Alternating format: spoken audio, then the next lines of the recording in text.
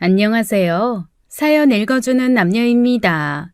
오늘도 와주셔서 감사드리며 그럼 오늘의 사연 바로 소개해드리겠습니다. 카렌 썬드라는 사람이 그랬다더군요. 사랑하는 것은 천국을 살짝 엿보는 것이다라고요. 저도 한때 그 말처럼 살았던 적이 있습니다. 제게 너무 잘하는 남편 때문에 주변 사람들의 부러움을 듬뿍 받으며 전생에 나라를 10대 번은 구했냐는 말을 들었죠. 적장을 품에 안고 강물에 뛰어든 농개였거나 흉년의 구율미를 풀어 제주 백성을 구했다던 김만덕이었을 거라고요. 저도 그런 줄 알았습니다. 그 사람과의 만남은 7년 전 제가 카페 매니저였을 때로 거슬러 올라가야 해요. 저는 한 프랜차이즈 커피숍에서 아르바이트를 하고 있었어요. 사실 대학 전공과는 무관했고 학교 다닐 때 단순히 학비를 벌기 위해 시작한 일인데 생각보다 적성에 맞더라고요. 졸업할 때까지도 마땅한 취직 자리를 찾지 못하고 취업준비생으로 졸업했는데 그곳의 점장님께서 제안을 해주셨어요. 오래 일하기도 했으니 이참에 당분간 매니저로 일해보는 게 어떻겠냐고요. 일을 하다 보니 커피를 내리고 손님을 응대하는 일이 참 좋은데다가 당장 생활비가 필요했기 때문에 받아들였습니다.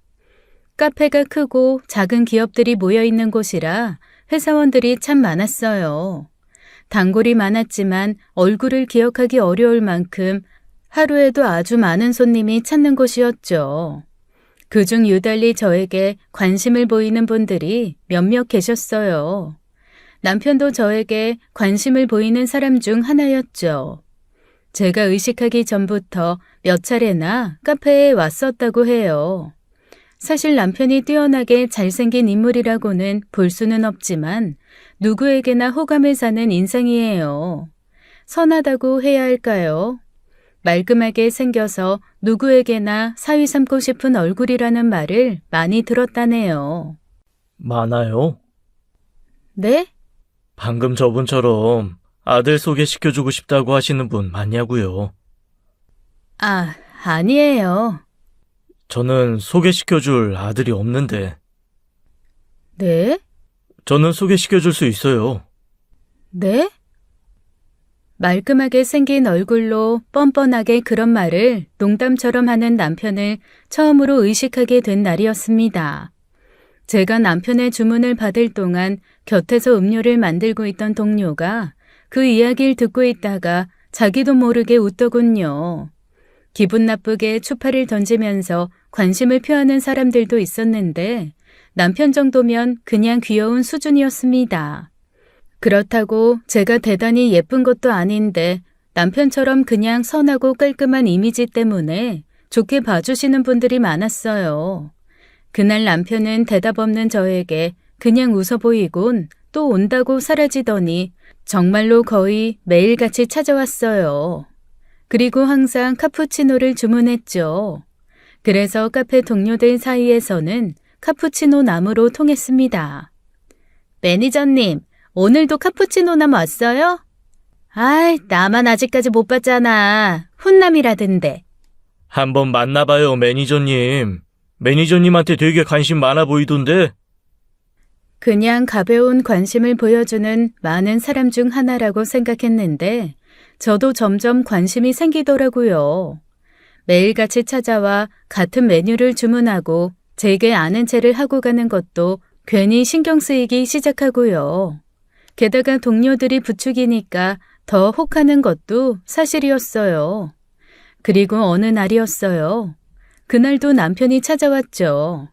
저는 남편이 매일같이 카푸치노를 주문하는 걸 알고 미리 포스기에 카푸치노를 찍어놓고 계산을 기다렸어요. 그런데 기다리는 카드는 오지 않고 남편이 저를 빤히 쳐다보는 거예요. 이상하게 떨리더라고요. 그간 남편의 행동이 고백이나 다름없었지만 그때가 본격적으로 우리 사이에 진전이 될 어떤 상황임을 직감했죠. 매니저님, 크리스마스에 만날 남자친구 있어요? 네? 아니요. 그럼 그거 알아요? 뭘요? 오늘부터 사귀면 크리스마스 때 딱 100일인데 네? 저랑 100일 뒤에 크리스마스 같이 안 보낼래요? 나중에 저희의 러브 스토리를 듣는 친구들은 하나같이 질색하며 몸서리를 쳤어요. 그런 말로 고백을 받아본 것도 처음이라 저는 뭐라고 반응해야 할지 몰라 어쩔 줄을 몰랐습니다. 주변을 보니 곁에 있던 동료들이 대놓고 저와 남편을 보고 터져나오려는 웃음을 참고 있더라고요. 그리고 마치 모두 제 대답을 기다리기라도 한 듯 저를 바라보고 있었고요. 저는 당장에 어떤 대답을 해야만 했어요. 참, 그러고 보면 고단수였죠. 그럴 수밖에 없는 상황을 만들어 놓고 결국 네라는 대답을 가져갔으니까요. 그럴싸한 데이트 한번 해본 것도 아닌데 2달을 얼굴 도장만 찍다가 대뜸 크리스마스 100일 전에 와서 그랬어요. 하지만 그리 순탄치는 않았던 것 같아요. 제대로 알지 못하고 연인이 되었기에 그만큼 불안함도 컸거든요. 이름도 나이도 하는 일도 무엇인지 아무것도 모르고 시작한 만남이었어요. 젊어서 가능한 것이었죠. 남편은 저보다 2살이 더 많았고 근처 한 기업의 대리였어요.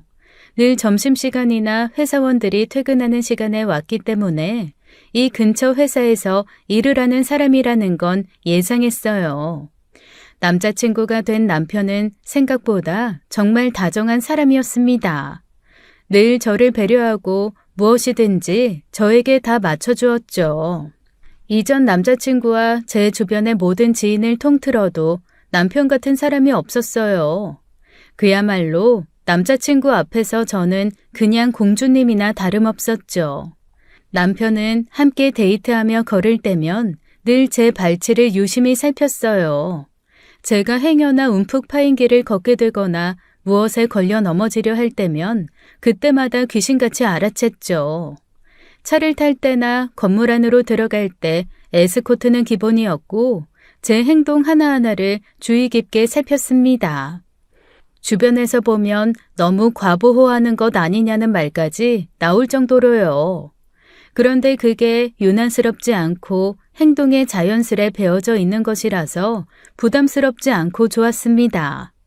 제가 한 말은 그 어떤 말도 흘려듣지 않고 모두 기억해서 감동한 적도 많았어요.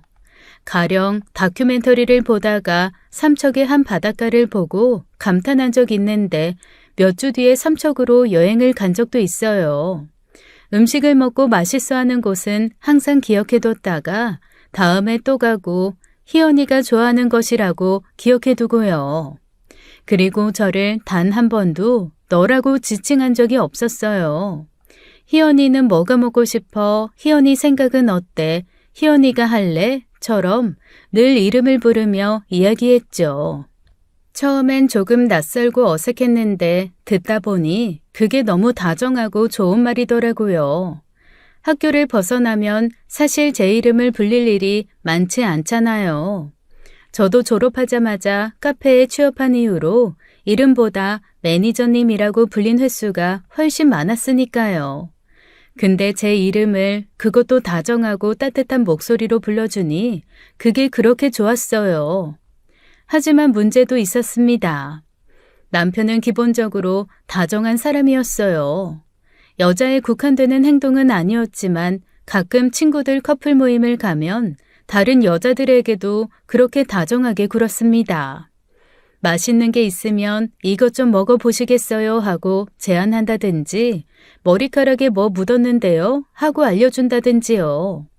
이게 참 별일 아닌 것 같지만 간혹 그런 행동이 오해를 사기도 해요.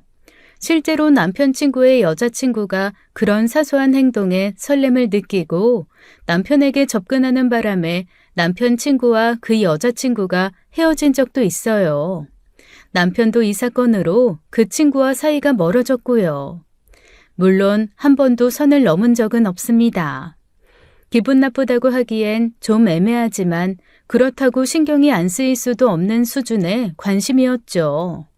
그러다 보니 주변에 연락을 주고받는 여자도 많았는데 남편은 제 앞에서도 스스럼 없이 그들과 연락하곤 했어요. 단지 친구일 뿐이라고요. 하지만 여자들은 알잖아요. 저 여자가 내 남편을 진짜 친구로 생각해서 연락하는지 다른 의도가 있는지를요. 물론 정말 어쩌다 한 번씩 안부를 묻는 정도의 여자인 친구도 있었지만요. 대개는 남편에게 굳이 불필요한 자신의 일상을 나누며 매일 불필요한 연락을 하는 사람들이 많았습니다. 남편은 행여나 제게 의심을 사는 게 싫다고 휴대전화 비밀번호도 전부 공유해 주었기에 확인한 것들이었어요. 상대 쪽이 노림수를 가지고 던진 말들에도 남편은 아슬아슬한 선을 지켜 은근한 선을 긋는 대답을 했더라고요. 다행이라고 생각했지만 그게 안심은 되지 않았어요. 그렇다고 제 성격이 대놓고 연락하지 말라고 할 성격도 못 되어서 혼자 마음고생도 많이 했고요. 결국 도저히 감당하기 어렵다는 생각에 제가 먼저 이별을 고한 적도 있어요. 그때 남편이 화들짝 놀라면서 저를 붙잡고 이유를 계속 해물었고 그제야 저는 제 마음고생을 털어놓았죠. 남편은 그때 진심을 다해 자신을 변호했어요. 다른 사람에게 어떻게 비칠지는 모르겠지만 하늘에 맹세코 다른 마음을 가지고 대한 적이 없다. 그저 인간 대 인간으로 호의적인 표현이었을 뿐 자기한테 여자는 오로지 나뿐이라고요. 정말 헤어질 마음으로 그런 말을 한 것도 아닌데 그렇게 이야기하며 붙잡으니 어쩌겠습니까? 그 불안에는 남편의 주변에 저보다 더 괜찮아 보이는 여자들이 많다는 것도 한몫했을 거예요. 학벌이 좋다거나 몸매가 좋다거나 얼굴이 예쁘다거나 집안이 잘 산다거나 어쩌면 그 모든 것이 저보다 나을 수도 있었고요. 남편은 제가 웃는 게 예뻤고 내면이 깨끗해 보이는 첫인상이 오래도록 남아 좋았다고 했습니다.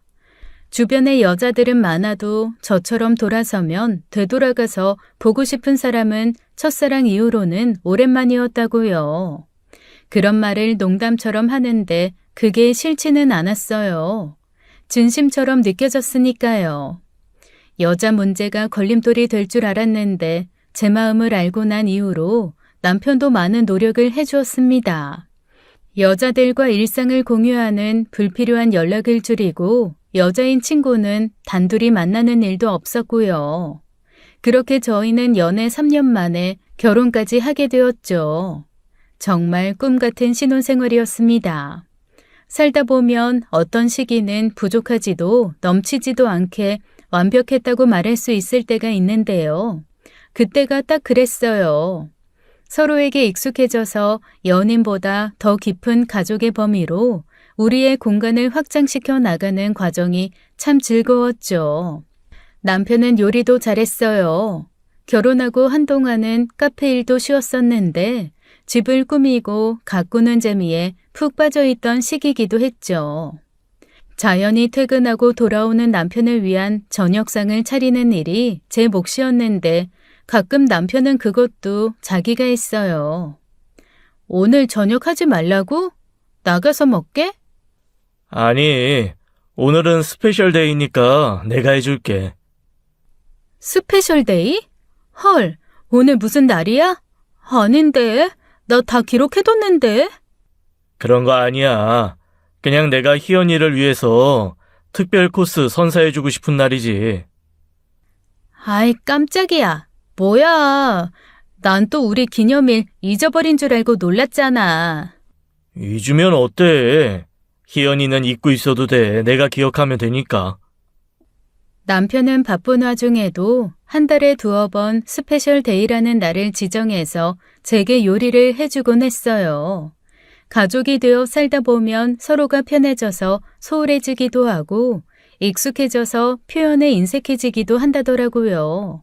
그게 내심 걱정이 되어서 우리도 어쩔 수 없이 그런 수순을 밟게 되겠지 했는데 생각보다 그 시기가 늦게 오더라고요. 그래서 어쩌면 우리는 다른 부부와 다를 수도 있겠다 그런 생각도 했어요.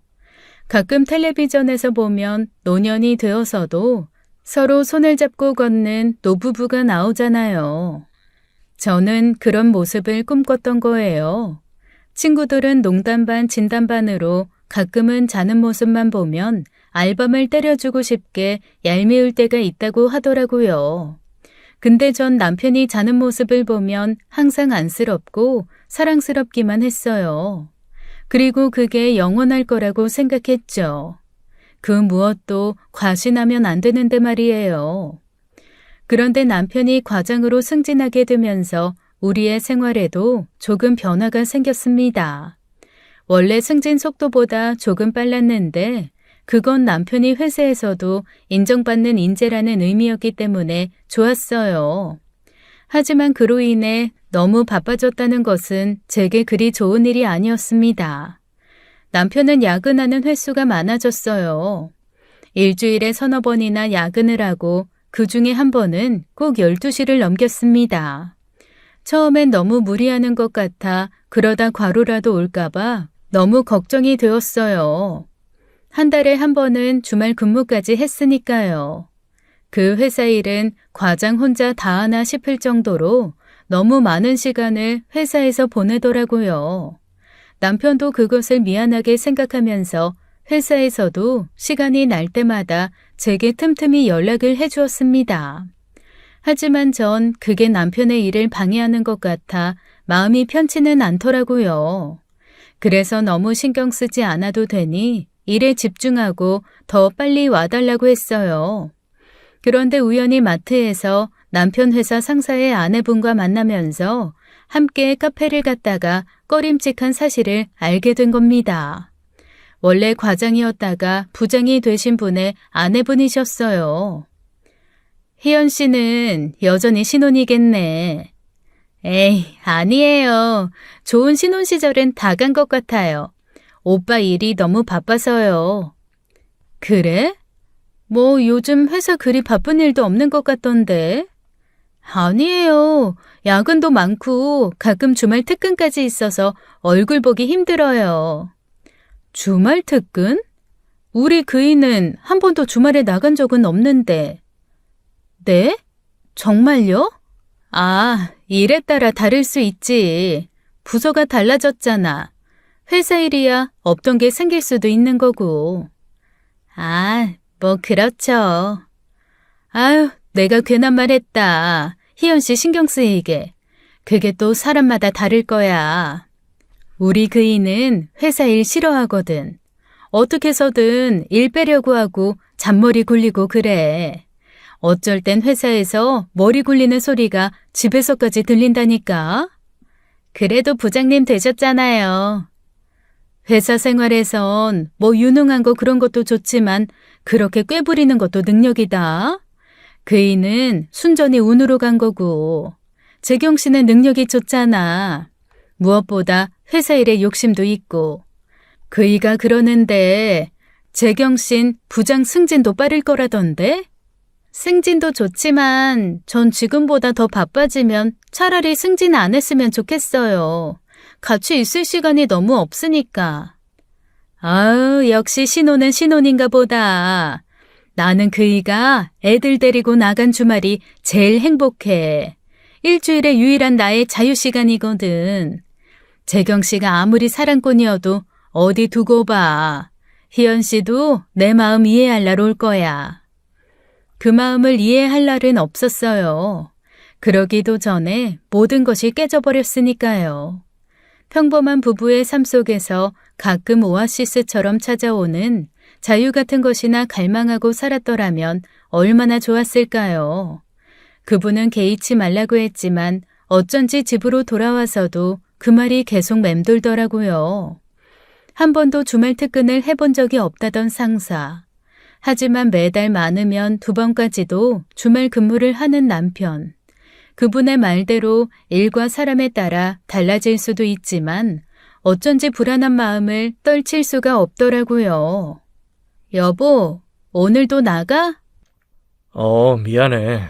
희연아, 이번 프로젝트가 진짜 중요한 거라 다들 나온다는데 과장인 내가 빠질 수 없어서. 아, 그래도 일찍은 오는 거지? 저녁은 같이 먹어야지. 기다려. 오늘 뭐 먹고 싶은 거 있어? 주말이니까 괜히 힘들게 요리하지 말고 밖에서 사 먹자. 번거로우면 내가 들어오면서 사올까? 희연이가 좋아하는 몰에 있는 딤섬 어때? 아니야. 일하고 돌아오는 길에 모래 들르면 지치지. 사람이 얼마나 많은데. 일단 갔다 와. 뭐 먹을지는 생각해 볼게. 시켜 먹어도 되고. 그럴래? 알았어. 그럼 갔다 올게. 푹 쉬고 있어. 남편이 다정히 제 입에 입맞춤을 하고 나간 그 순간에 저는 어쩐지 불안감이 더 커졌습니다. 마음 같아선 몰래 남편의 뒤라도 밟고 싶은 심정이었는데 아무것도 할 수가 없더라고요. 결국 친구에게 모든 사실을 털어놓고 상담을 해야 할 지경에 이르렀죠. 오랜 시간 남편을 알고 지낸 친구는 처음엔 제가 괜한 걱정을 한다고 타박했습니다. 하지만 친구가 생각하기에도 야근의 횟수나 주말 근무가 지나치게 많다는 것이 좀 수상하긴 하다고 했어요. 무엇보다 남편의 회사는 주변에서도 나름 일과 생활의 균형이 잘 맞춰진 곳이라고 소문이 나 있더군요. 확실한 건 아니지만 애초에 회사에서 주말 근무는 하지 못하게 되어 있다는 말도 있다고 했어요. 그러니 점점 초조해질 수밖에요. 정 불안하면 블랙박스라도 확인해봐. 블랙박스를? 못하겠지? 네 성격이 어떻게 블랙박스를 보겠어? 괜히 오빠 의심하는 것 같아서 마음 안 좋게만 하지. 못하겠어. 그럼 그렇게 계속 불안해하면서 살래? 지금으로선 핸드폰 뒤져보거나 블랙박스 확인하는 게 제일 빨라. 그래도 바람핀 정황이 있는 것도 아니고 그냥 집에 좀 늦게 들어오는 건데. 그냥 집에 좀 늦게 들어오는 것 때문에 지금 너가 불안해하고 있는 거잖아. 그게 정 찝찝하면 대놓고 오빠한테 물어보든지. 등신같이 이도저도 못하고 있지 말고 뭐라도 해야지. 안 그럼 답답하기만 하지. 해결책을 달라고 한 상담은 아니었지만 친구 말대로 아무것도 하지 않으면 변하는 것은 없었습니다. 남편이 먼저 제 마음을 알아채고 대체 어떻게 된 일인지 진솔한 이야기를 털어놓지 않는 한은요. 그렇게 남편을 뒤에서 의심해야 하는 그 상황 자체가 너무 싫었습니다. 그래서 그 의심하는 상황을 끝내고 싶어서 결국 저는 남편의 휴대전화와 블랙박스를 확인했죠. 휴대전화에는 특별히 다른 사람과 연락하는 정황은 찾지 못했어요. 블랙박스에도 남편이 말한 대로 늘 회사만 오고 가는 일정이었고 누군가 차에 태운 흔적도 없었고요. 다행이네. 그래서 좀 속 시원해졌어? 거짓말. 너 아직도 뭔가 좀 찝찝하지? 왜 이러지? 무턱대고 계속 의심을 놓지 못하는 이 순간도 너무 싫어. 너한테 그다지 도움될 것 같진 않지만 바람을 피우려거든 회사에서도 피울 수 있잖아. 그 생각이 있으니까 찝찝한 거 아니야? 부정하지 않았습니다. 친구의 말이 맞았으니까요. 회사 다니는 사람이 바람을 피운다면 가장 가까이 있는 사람, 자주 보는 사람과 피우게 되겠죠. 오피스 와이프라는 말이 왜 있겠어요. 은연중에 그런 가능성까지 염두에 둔 탓에 휴대전화와 블랙박스를 확인하고도 후련하지 않았던 겁니다. 사실 제 불안을 키운 것은 이전에 어떤 사건 탓도 있었어요. 남편이 승진하기 직전에 있었던 일인데 어쩌면 그 일이 저희 부부의 신뢰에 금이 가게 한 최초의 사건이었을 겁니다. 당시에는 남편의 짙은 호소와 사랑하는 마음에 결국 져주고 그냥 넘어갔던 일이었어요. 실제로 당시 남편의 호소가 제 마음을 흔들기도 했었고요. 저는 카페 일이 참 좋았습니다. 나중에 개인 카페를 차려보고 싶은 생각마저 들었어요. 그러기 위해선 카페에서 오랜 경험을 쌓아야 하는데 결혼하자마자 일을 그만두었죠. 아이 때문이었어요. 가능한 한 한 살이라도 젊을 때 아이를 낳아 빨리 키우고 싶었으니까요. 아이를 낳지 않을 거면 모르겠지만 낳을 거면 더 젊은 엄마, 젊은 아빠가 더 키우기 쉬울 테니까요. 하지만 이상하리만큼 아이 소식은 들리지 않았고 그로 인해 스트레스가 심했습니다. 나이 때문에 아이를 빨리 갖고 싶다고 생각한 만큼 시간은 제게 강박이 된 거예요. 아무리 노력을 들여도 임신 테스트기를 사용할 기회도 없더라고요. 어렸을 때부터 생리통이 좀 심한 편이었는데 혹시 그런 것도 불임의 이유가 되나 싶어 불안했어요. 아이를 갖기로 결심한 이상 아이는 반드시 낳고 싶은데 몸에 문제가 생겨 기회도 안 오는 건 슬픈 일이니까요. 결국 저는 남편에게 검사를 받아보자고 했습니다. 검사? 뭔가 원인이 있으면 빨리 찾아서 해결해보는 게 좋잖아. 희연아, 너무 조급한 거 아니야? 원래 그렇게 급하다고 생각할수록 아이가 천천히 찾아온대. 우리 아직 젊잖아. 젊긴, 여보는 이미 30대가 됐고 나도 내일 모레면 30대야. 아이를 낳을 거면 하루라도 빨리 낳아서 기르고 싶어. 아이 문제로 너무 스트레스 받지 말자. 나는 아이 그렇게 중요하지 않아. 우리 둘이도 충분히 행복하게 살 수 있잖아. 아이가 찾아와 준다면 감사한 일이겠지만 병원에 가서 검사를 하거나 따로 시술을 하면서 희연이를 고생시키면서까지 갖고 싶진 않아. 나는 그래도 여보 닮은 아이 하나쯤은 가지고 싶어. 나는 희연이만 있어도 됐는데? 희연이는 나 하나로 부족해? 그런 말이 아니잖아. 괜찮아. 기다리면 아기 천사가 찾아올 거야. 안 오면 뭐 내가 평생 수호천사 해주면 되지. 처음엔 남편의 설득에 넘어갔지만 2달, 3달이 넘도록 감감무소식이니 결국 다시 남편을 채근했죠. 차라리 이유라도 알면 빨리 포기를 할 수 있잖아요. 몸에 문제가 있으니 아이를 갖기 어려울 것 같다. 이런 말을 들으면 굳이 더 이상 아이를 기다리진 않을 테니까요. 물론 슬프긴 하겠지만 어쩌겠습니까? 몸이 안 된다는데. 빠른 체념을 위해서라도 검사를 하는 게 맞다고 생각했어요. 그런데 남편은 머뭇거리다 정말 상상하지도 못한 고백을 했습니다. 뭐? 정관 수술? 말 못해서 미안해. 너 만나기도 전에 한참 전에 한 거야. 그게 무슨 말이야? 그러니까 오빠 아이를 못 만든다는 거야? 그런 건 아니지만 지금은 그렇지. 대체 왜 그랬어? 왜? 그게 대학 때 만난 여자친구가 아이를 가진 적이 있어. 둘 다 학생이고 아이를 키울 능력이 되지 않아서 지웠는데 그게 좀 나한테는 너무 큰 충격이더라고. 여자친구도 너무 힘들어했고 다시는 그런 일을 겪고 싶지 않다는 생각에 그만 그런 선택을 했어. 너무 내가 어렸었어. 그땐 결혼해도 아이는 없다는 생각을 할 만큼 임신에 대한 트라우마가 생겨서. 아니, 그런데 왜 말을 안 했어? 미안해, 희연아. 숨기려고 했던 건 아닌데 하기 어려운 말이었어. 이게 결혼을 할 수 없게 될지도 모를 일이고 진짜 미안해. 변명할 여지가 없이 내 잘못이야. 그래도 오빠, 그래도 이건 거짓말을 해선 안 되는 일이었잖아. 맞아, 희연아. 이건 내 잘못이 맞아. 할 말이 없다.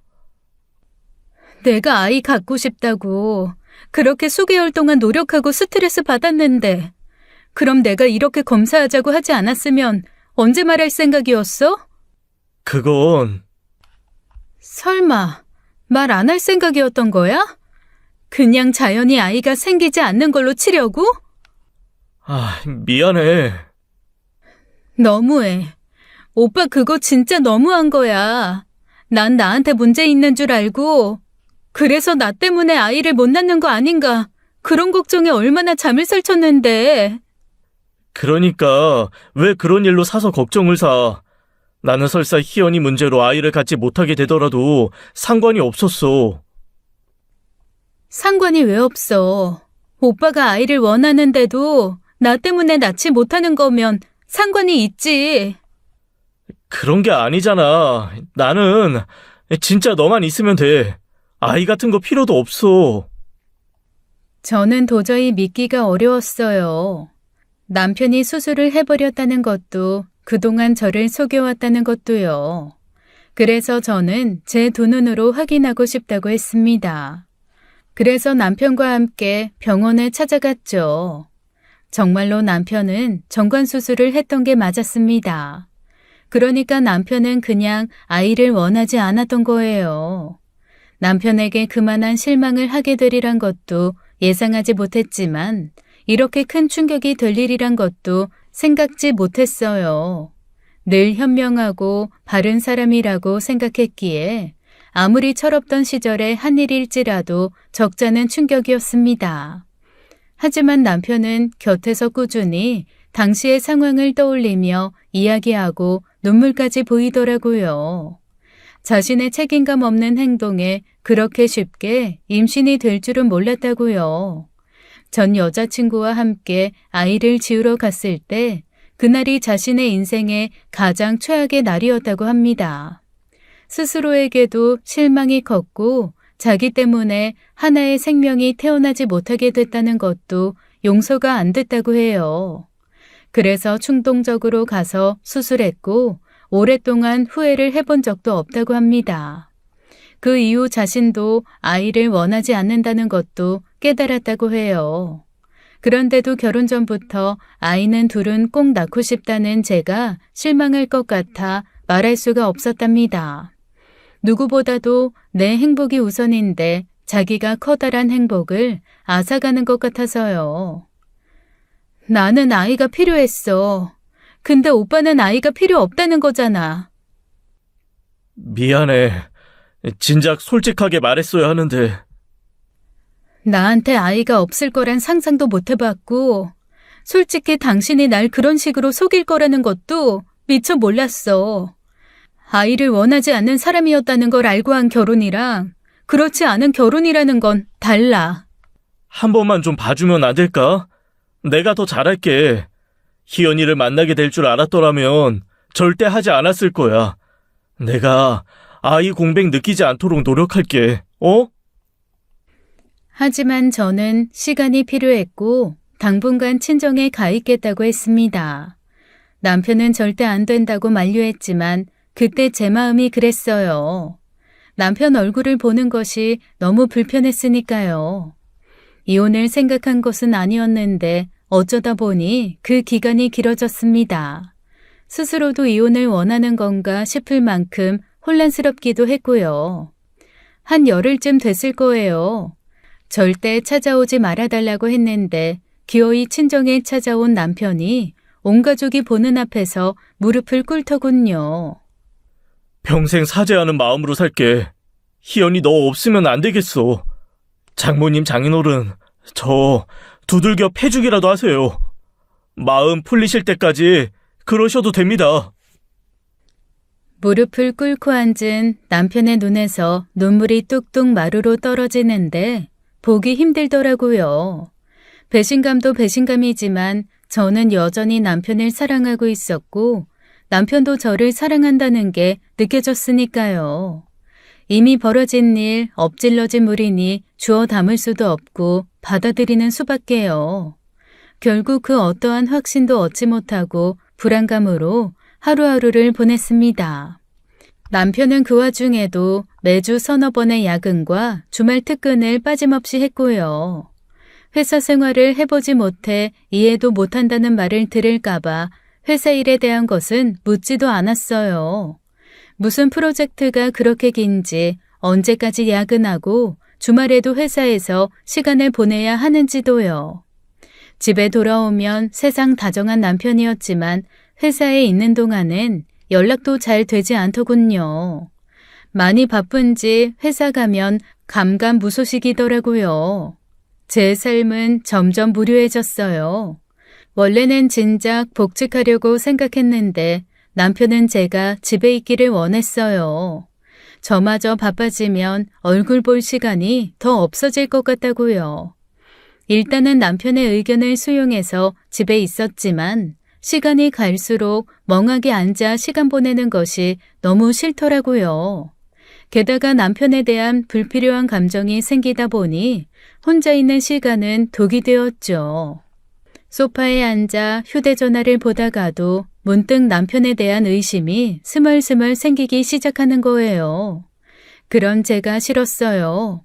정관수술은 뭐 둘째치고 어쨌거나 항상 저를 위한 노력을 보여주는 사람이었으니까요.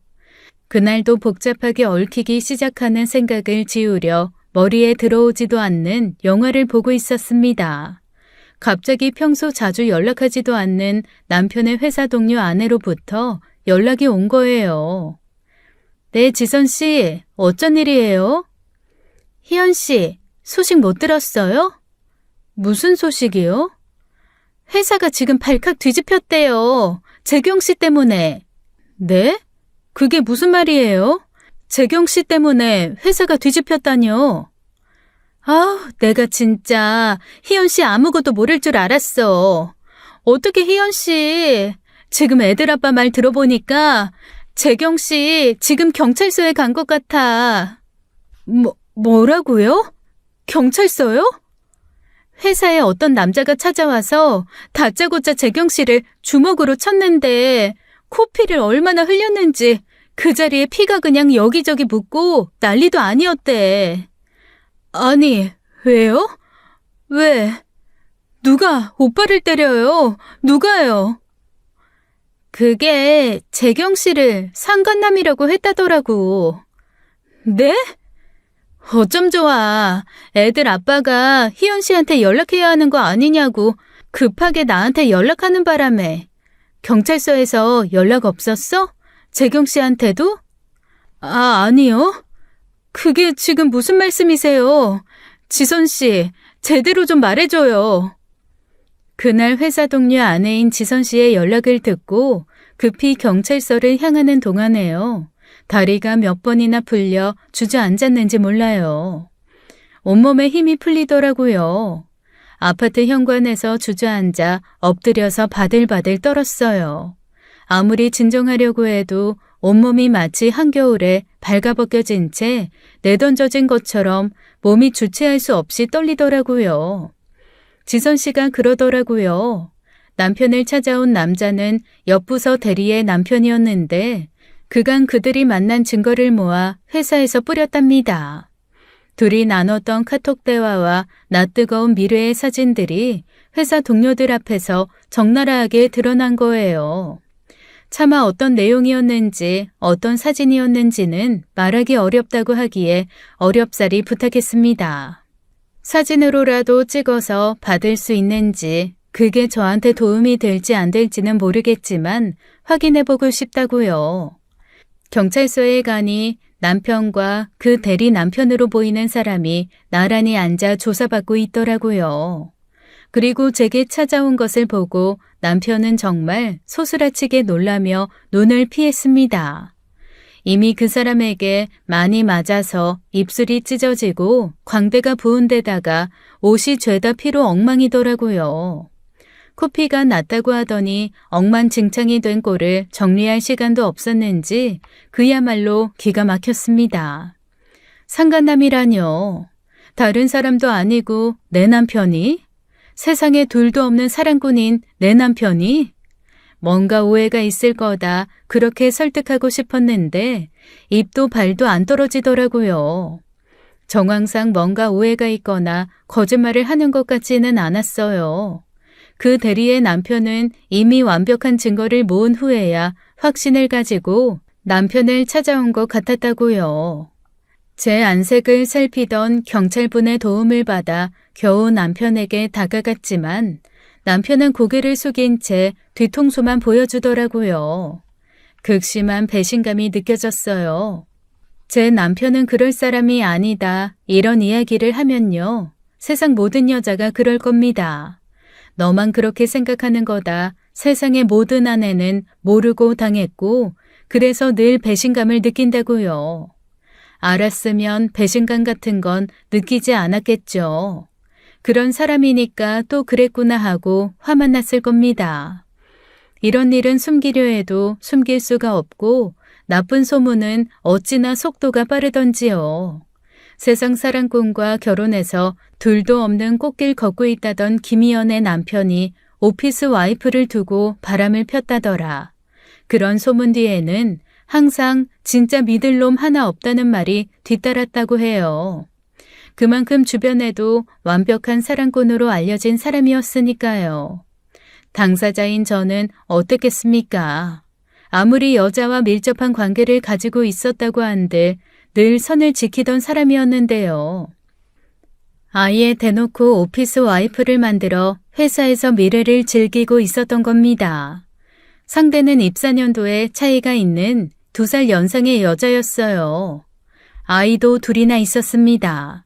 사무실의 부서도 책임 프로젝트도 다른 두 사람이 늦은 시간까지 회사에 남아 무엇을 했을까요? 각자의 배우자에게는 주말 특근이라는 이유로 집을 비우고 절대 들킬 일이 없는 곳으로 가서 시간을 보냈겠죠. 제가 아무것도 모르고 멍청하게 남편을 믿고 있는 사이 상대 측 남편은 끈질기게 따라붙어 증거를 수집했고요. 그 덕에 저도 다 알게 된 겁니다. 근데요, 그게 끝이 아니었습니다. 그 일이 터진 후 얼마 지나지 않아 웬 여자들로부터 연달아 연락이 온 거예요. 송재경 씨, 아시죠? 네? 누구세요? 저 송재경 씨랑 6개월 만났거든요. 네? 와이프분이 불쌍해서 알려드리는 거예요. 송재경 그 자식 오피스 와이프 뽀록 났다면서요? 그거 완전히 나쁜 놈이에요. 바람 상대가 한 명이 아니거든. 저기요. 지금 무슨 말을? 내가 어차피 둘이 재미나 보고 만나는 사이라 그냥 모른 채 하려고 했는데 그 자식 하는 행동이 너무 역겹더라고요. 세상 사랑꾼인 척 연기하는 게 너무 소름 돋고 알고나 있으라고 말해주는 거예요. 들어보니 그냥 송재경 씨 말이면 껌뻑 죽어서 뭐든 이해해준다면서요? 그러고 살지 말아요. 그리고 얼마 지나지 않아 또 다른 여자에게 연락이 왔어요. 여보세요?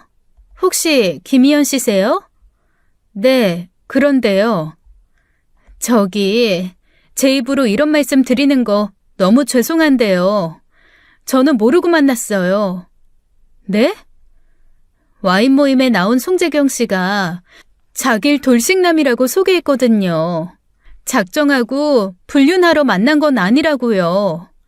믿기 어려우시겠지만 저는 좀 억울하고 그래요. 연락을 안 드리면 나만 나쁜 년 되는 것 같아서 제가 몰랐던 사실이라는 증거도 있어요. 지옥도 그런 지옥이 없었습니다. 엄청난 두통과 함께 이명이 찾아왔는데 원인은 뻔했죠. 극도로 스트레스를 받았을 때 나타나는 현상이었고 그저 나아지길 기다리는 수밖에 없었어요. 경찰서에 다녀온 날 이후 남편은 집에 들어오지도 않았고 저도 찾지 않았습니다. 연락도 하지 않았고 남편으로부터 연락이 오지도 않았어요. 그 어떤 변명도 하지 않더라고요. 평소 남편 성격이라면 이것도 어떻게 자기 언변으로 무마할 수도 있었을 텐데 한계에 다다랐나 보죠. 뭘 물어보고 싶은 마음도 없었습니다. 한 명도 아니고 3명의 상간녀의 존재를 동시에 알게 된 기분 아시나요? 모르셨으면 합니다. 역설적으로 한 명일 때보다 3명의 상간녀가 더 나았어요. 처음엔 화가 났었는데 3번째 알게 되니 기가 차더라고요. 웃음이 나왔으니 말 다 했죠. 그 뒤는 정해진 수순이었어요. 저는 남편을 용서하고 다시 받아줄 용기도 마음도 그 어떤 관용도 없었습니다. 그 전에 저는 저를 친딸처럼 아껴주시던 시부모님을 찾아갔어요. 부모님께도 말 못하고 있다가 이혼이라는 결단을 내리고 가장 먼저 찾아간 곳이었죠. 시댁은 살던 곳과 2시간 거리였지만 자주 찾아뵐 만큼 가까운 사이였어요. 아들만 둘인 두 분이 정말 저를 며느리가 아닌 딸처럼 여겨주셨거든요. 그래서일까요? 저는 두 분을 보자마자 저도 모르게 눈물부터 보이고 말았습니다. 혼자 있을 때보다 더 서럽더라고요. 몇 주 사이에 살이 쏙 빠진 얼굴로 찾아와 다짜고짜 눈물바람이었으니 두 분이 얼마나 놀라셨겠어요. 대체 무슨 일이냐고 물으시다가 혹시 재경이 문제냐고 물으시기에 겨우 고개를 끄덕였습니다. 그러자 화가 난 시아버지께서 바로 남편을 시댁으로 불렀죠. 어머님이 건네주신 따뜻한 유자차가 완전히 식을 때쯤에야 남편은 왔어요. 제가 뭐라 말을 하진 않았지만 아마 제 표정과 태도를 보고 시부모님들은 어느 정도 예상은 하셨을 겁니다. 남편은 제가 다 이야기했다고 생각했는지 오자마자 다짜고짜 무릎부터 꿇었어요. 네 입으로 말해봐라. 이게 대체 무슨 일이냐? 할 말 없습니다. 그냥 다 제 잘못이에요. 그러니까 네 입으로 무슨 잘못을 했는지 다 읊어보라고. 그냥 희연이한테 좀 미안한 일을 했습니다. 그냥 좀 미안한 일? 재경이 너 설마 바람 폈냐? 죄송합니다. 어머 세상에, 어머 세상에, 세상에, 네가 어떡해? 다 제 잘못이에요. 너 미쳤니? 너 미쳤어? 어떻게 감히 네가 바람을 피워? 어떻게 네가? 희연아, 네가 말해봐라. 이게 대체 어떻게 된 거야? 아무리 제 편을 들어달라 이런 일로 이혼을 하게 됐다 솔직하게 이르기 위해 나간 자리라도요. 시부모님께 남편의 허물을 말하는 게 쉽지는 않더라고요. 아무리 그 사람의 잘못이라 할지라도요. 자기 아들이 감히 짐승이나 할 짓을 했다. 그런 이야기를 듣고 가만히 앉아있을 사람이 어디겠습니까? 남편이 회사 사람과 바람을 피우고도 2명의 상간녀가 더 있었다는 이야기를 듣고 어머님은 그대로 쓰러지셨어요. 제가 괜한 이야기를 했다 후회할 정도로 너무 큰 충격을 받으신 겁니다. 눈앞이 어지러우시다고 눈을 질끔 감고 있으시다가도 놀라 달려온 남편의 멱살을 손이 하얘지도록 잡더라고요. 간신히 정신을 차리시고 남편을 마구 두들겨 패기 시작하셨습니다. 네가 어떡해? 네가 감히 어떡해? 날 보고 자랐으면서, 네 엄마 보고 자랐으면서 어떻게 네가 네 아버지랑 똑같은 짓을 해? 너는 나도 무시한 거다. 네 엄마가 평생을 고통받고 괴로워하는 걸 봤으면서도 그런 짓을 할 수 있다는 건 네 엄마를 무시한 거야. 그런 거 아니에요. 어떻게 아니라고 할 수 있어. 네 아빠가 하던 짓을 그대로 한 건데 희연이를 내 꼴을 만들고 그러고도 그런 말이 나와? 다 안 들켰다 뿐이지. 다 그러고 살아요. 나만 그러는 거 아니라고요. 뭐?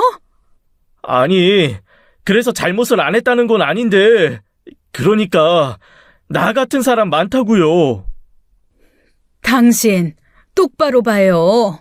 당신이 내 아들한테 뭘 가르쳐놨는지. 또 무슨 아빠를 보고 배워요. 그런 거 아니에요. 아니긴 뭐가 아니야. 그 피가 어딜 가니? 유전이 될 게 없어서 그딴 걸 물려줘? 당신 왜 말이 없어? 입이 있으면 말해보라고. 앞으로 어떻게 할 거야? 희연이한테 미안해서 어떻게 고개 들고 살 거냐고. 나는 할 말이 없다. 미안하다, 희연아. 저는 그 자리에서 또 바보처럼 얼어서 쳐다보고 있었어요. 알고 보니 시아버지는 젊어서부터 몇 번이나 바람을 피워 시어머니를 속썩였던 모양입니다. 전혀 생각지 못한 일이었어요. 시부모님들은 어떻게 저 나이까지 저렇게 금실이 좋으실까 할 정도로 다정하셨으니까요. 시아버님이 다정하시니 그래서 남편이 그걸 빼닮은 거구나 그렇게 생각했어요. 그런데 그게 다 일종의 연기이자 살기 위한 노력이었다고 하시더라고요. 그날 어쨌든 이혼하고 싶다고 두 분께 면목이 없다 그런 이야기를 해야 했죠. 시아버지께서는 그저 발만 바라보시고 아무 말씀이 없으셨고 시어머님은 저를 안아주시더라고요. 알았다. 너 하고 싶은 대로 해라라고요. 그리고 후에도 몇 번이나 제게 전화를 거셨어요. 시아버지께서 그렇게 바람을 피워도 헤어질 수가 없었다고요. 자식들은 이혼 가정에서 자라게 하고 싶지 않았다고 그저 자기만 참으면 되는 일이라고 생각했다고 합니다. 시아버지께서 바람을 피워 제대로 걸린 것만 무려 5번인데 5번을 참는 동안 5번을 죽었다고요. 지금 생각해보니 그게 자식들을 위한다고 생각했던 것은 너무 큰 착각이었던 것 같다고 하셨습니다. 그런 이야기를 정말 답답하다는 듯이 가슴을 치시며 울며 말씀하셨어요. 바람을 몇 번이나 피우고도 받아주는 모습을 보고 자랐으니 그래도 되는 일로 알고 그런 것 같다고요. 엄마가 그렇게 고통받는 걸 보면서 절대 그런 짓을 하지 말아야지 라고 생각하게 될 줄 알았다고 해요. 그런데 아무래도 그 더러운 바람기가 유전자에 각인이 되어 있었나 보더라고요. 너무 미안해 하셨어요. 시어머니의 잘못도 아니었는데 그렇게 몇 번이고 지치지도 않고 사과하시니 저도 어느 정도 위로가 되긴 했습니다. 남편의 잘못했단 소리는 듣기도 싫었는데 진심 어린 사과라고 해야 할까요? 어쩌면 본인이 저와 같은 처지였던 적이 있었기에 무엇이 위로가 되는 것인지 제대로 알고 있었을 것 같아요. 남편이 순순히 협의 이혼을 하겠다고 했기 때문에 간단하게 끝낼 수도 있었어요. 적당히 재산을 분할하고 당장의 그 지긋지긋한 얼굴 보고 싶지 않았는데 저를 막아선 것은 시어머님이셨죠. 순순히 물러나지 말아라. 네? 무려 상간녀만 3명이고 널 기만한 세월이 있지 않니? 저런 것은 그냥 보내면 안 된다. 뭘 잘못했는지도 모르겠지. 위자료로 집과 차 모두 달라고 해라. 그렇게까지는 안 될 거예요. 오빠가 줄 리도 없고. 변호사를 사. 우리나라에서 최고로 비싼 변호사 내가 대주마. 내가 내 집 팔아서라도 대줄 테니까 한 푼도 뺏기지 말고 다 받아내. 어머님, 그렇게 해도 시원찮다. 상간녀들한테도 죄다 소송해서 돈 받아내고 그 돈 받아서 뭐 하겠냐 그런 생각 말고 돈으로라도 받아. 꼴랑 말 한마디로 퉁치려고 하는 것들한테 제일 무서운 게 돈이다. 시어머님은 아버님과 이혼할 생각이 전혀 없으셨던 건 아니었어요. 그 수많은 바람 속에서도 시어머님께서는 꿋꿋이 차근차근 이혼 준비도 하셨다고 해요. 그야말로 도장만 찍고 내면 그만이었는데 그때마다 어린 아들들이 눈에 걸리셨다고요. 아들이 중학교만 졸업하면 고등학교만 졸업하면 그렇게 차일피일 미루다 보니 어느새 아들 결혼식 혼주석이었다네요.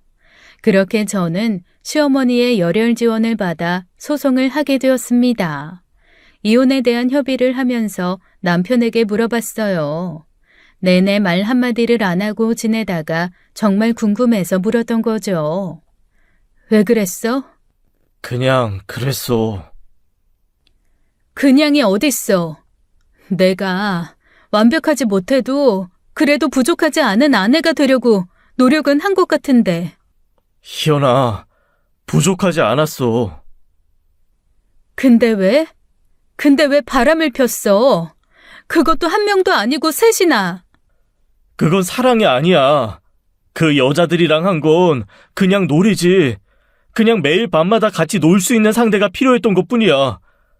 그런 걸 희연이랑 하고 싶지 않았어. 남편이 원했던 것은 제가 절대 들어줄 수 없었던 온갖 더러운 행위들이었고 제 기준에선 그것은 사랑이 아니었습니다. 제가 보수적인 사람이라 그럴지도 모르지만요. 그게 바람의 이유가 된다는 것도 이해가 되지 않았어요. 성욕을 마음껏 발산할 수 있는 사람과 단지 욕구만 해결하기 위해서 만난 것일 뿐이라는 게 변명이 될까요? 마음을 주지 않았다고 해서 그게 정말 불륜이 아닐까요? 남편이 제 앞에서 틈틈이 그들에게 보낸 메시지와 사진을 보고도 그렇게 생각할 수 있을까요? 그나마 남편이 기혼자였던 것을 몰랐던 것으로 보이는 세 번째 상간녀에게 소송을 하지 않는 대신 도움을 받았습니다. 그간 남편이 그 여자에게 보낸 수많은 메시지와 사진들을 증거자료로 삼은 것이죠. 남편은 순순히 협의 이혼을 하겠다고 하면서도 전 재산을 넘기진 않았어요. 아무래도 그건 법적으로도 힘들었어요. 그런데요. 그 이혼 소송에 시어머니께서 증인으로 출석하신 겁니다. 재판장에서 사실 아들 부부의 혼인 파탄의 이유는 자식에게 잘못된 교육을 한 본인 탓이라고 호소하신 거예요. 며느리에게 그렇게 큰 상처를 준 아들을 용서하고 싶지도 용서하지도 않을 거라고 했죠. 시어머님의 마지막 호소가 재판장에 있는 모든 이들의 마음을 좀 흔들어 놨던 것 같습니다. 시어머니께서 나서자 남편은 결국 이혼 소송을 포기했습니다. 시어머니와 제가 요구한 금액을 모두 맞춰주었죠. 상간녀 둘에게도 위자료를 받아내고 법적으로 할 수 있는 모든 것을 했습니다. 남편도 역시 상대 측으로부터 상간남 소송으로 위자료를 부담해야 했죠. 그나마 남은 재산이었던 차를 처분하고 대출까지 받으면서요. 회사는 다닐 수 있었을까요? 소문이 나서 권고사직을 당했고 아는 지인을 통해 지방에서 일자리를 얻어 근근히 살아간다고 해요. 세상에 둘도 없는 사랑꾼이었던 내 남편이 그렇게 될 줄을 누가 알았을까요? 세상에서 둘도 없는 사랑꾼의 사랑을 받던 제 신세가 이렇게 될 줄은 또 누가 알았고요. 법적으로 모든 것이 마무리되었다고 해서 그 일이 끝난 건 아닙니다. 저는 종종 밤마다 이명에 시달리며 잠을 설치곤 해요. 이건 약을 먹어도 소용이 없더라고요. 우라가 치밀듯이 남편이 생각나면 주체할 수 없는 분노가 차오르기도 합니다. 시어머니는 그건 차츰 나아질 거라고 시간에 기대어야 한다고 하셨어요. 지금도 종종 시어머니를 만나고 있어요.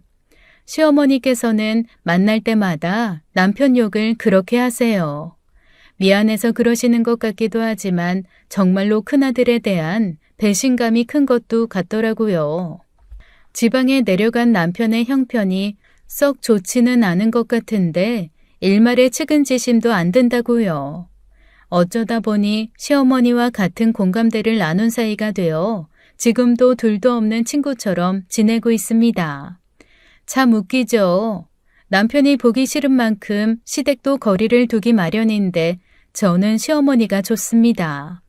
제게 위로가 되어주시고 사실 시어머니만큼 제 마음을 이해하는 사람도 없으니까요. 시어머님이 아니었더라면 저는 어떻게 됐을까요? 상상도 안 됩니다. 아마 변변찮은 꼴로 하루하루를 분노로 살아가고 있을 거예요. 시어머니께서 잡아주셨으니 이명이나 우울증 같은 작은 부작용 정도로 끝났다고 생각합니다. 시어머님은 벌써부터 자기가 중매를 서주겠다는 말도 하더라고요. 아무래도 자기 아들 때문에 제가 결혼에 실패했다는 사실이 미안했던 거죠. 당분간 그리고 앞으로도 쭉 재혼 생각은 없을 것 같습니다. 아무리 좋은 사람이라도 말이에요. 제가 남자는 믿을 게 못 된다고 웃으며 농담을 얹어 마다하니 시어머니도 알겠다고 고개를 끄덕이시더라고요. 재혼 그거 하지 않으면 어떻습니까? 사랑 그거 안 해도 잘 살아요. 남녀가 하는 것만이 사랑인가요? 이렇게 공감대를 형성하며 마음을 주고받는 것도 사랑이죠. 저는 지옥불에 나를 내던질 사랑 말고 이렇게 제 마음 어루만져 줄 수 있는 사람과 할 수 있는 사랑을 하렵니다. 지금까지 사연 읽어주는 남녀였습니다. 끝까지 시청해주신 여러분 감사드리며 저희는 다음 사연으로 돌아올게요. 감사합니다.